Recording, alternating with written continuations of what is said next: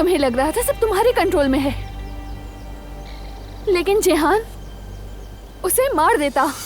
वो मुसलसल एक ही बात कर रहा था। नहीं,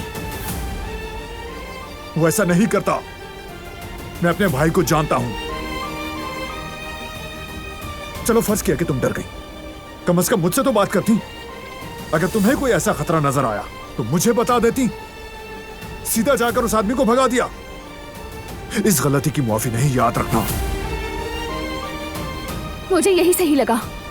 मैं भी यही पूछ रहा हूं दिलान, तुमने ये मेरे साथ कैसे किया?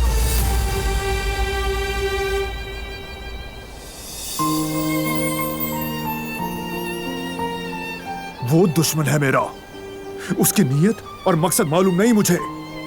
मेरी फैमिली को अब भी उससे खतरा है। मैं उससे अपने दुश्मन के बारे में जानने वाला था और तुमने ये मौका मुझसे छीन लिया।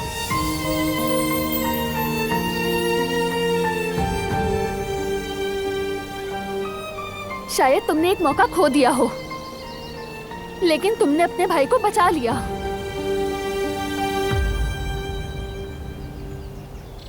वो एक इंसान की जान लेने वाला था। शायद वो कातिल बन जाता। जेहान तुम्हारा भाई है। वो अपने हाथ खून से रंगने वाला था।